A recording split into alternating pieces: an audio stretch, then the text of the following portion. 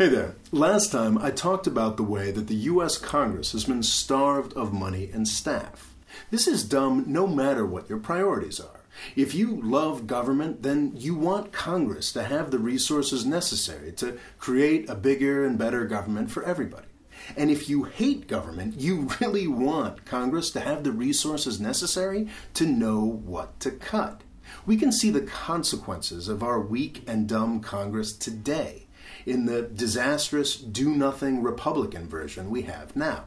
First and foremost, this would be very, very cheap to do. For much less than the price of a single aircraft carrier, we could have a Congress that is twice as effective as it is today. We could pay experienced staffers to make careers in the Congress rather than at lobbying firms. That's never going to happen, but we can do great things with a lot less money. For the cost of a single fighter jet, we could supercharge the Congressional Research Service, Congress's own think tank. For the cost of another fighter jet, we could give each congressperson 4 more dedicated staff to work exclusively on their chosen policy area. If we're going to have a Congress that works, it's absolutely vital that it have its own sources of information and expertise.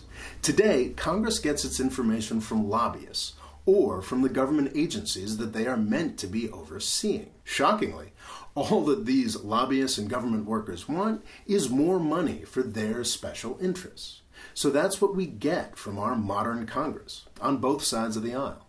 Let's look a little closer at the current problem by looking at 2 hypothetical senators. Say you're a Republican senator who is super dedicated to sorting out our insane tax code and putting more money in your constituents' pockets where it belongs. In 2015, the average senator had 39 staffers to figure out how to make that happen. But our senator doesn't really have that many staff. First off, an average of 47% of that staff is based back in his home state, dealing with constituents and the needs of his state's government. So we're down to 21. There are about 1 million things that a senator is called to do for his constituents. He and his staff have got to do tours, answer letters, field phone calls, and answer questions. There's also everything else the senator is called to vote on and understand outside of his chosen issue. And, of course, there's the eternal fundraising and campaign whirl. Oh, and he has to manage the media. So let's say realistically that our senator can afford to dedicate 2 or 3 people to looking at cutting taxes full time. Somehow they've got to navigate the IRS, the budget, thousands of pages of tax regulations,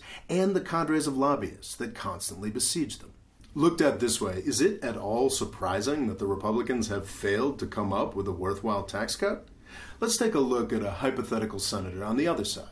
Say you're a Democratic senator who's super dedicated to reining in those big banks and crafting meaningful financial reform that can protect us from another crisis. She's got all the same constraints that our hypothetical Republican senator has. Let's take a brief look at what her 2 or 3 staff dedicated to banking reform have to deal with. Well, they've got to deal with the Securities and Exchange Commission, our main financial regulator. There are also a bunch of other agencies that have a hand in financial regulation. Each of these agencies produce thousands of pages of regulations. These courageous staffers have to understand all of that. They also need to manage the priorities of the industries they want to regulate. If they had their own sources of information, then maybe they'd know what to do. But they don't. They have to deal with what the agencies think are important, or what the big banks' lobbyists want them to know. These well-meaning staffers end up producing boondoggles like Dodd-Frank that do absolutely everything other than what they were designed to do. Of course Congress is a joke. Congresspeople often manage to look stupid, because they quite literally have no idea what's going on. Their solutions are big and dumb because they have no way to know the actual details that make the difference. When we see these folks talking, we shouldn't be filled with hate. We should be filled with pity. The situation they're in is quite literally Kafkaesque. It's a living nightmare. We put them in that situation. We chose to make Congress weak and dumb. It is vitally important that we make Congress stronger. It would be very easy to do. For the price of a fighter jet or 2, we could rescue our legislators from this ridiculousness. We need a strong Congress. It's what the Founding Fathers wanted, and it should be what every U.S. citizen wants as well. Thanks for watching. Please subscribe. And if you'd like to help me make more videos like this one, please click on the Patreon link here to find out more about my crowdfunding thing. Thanks.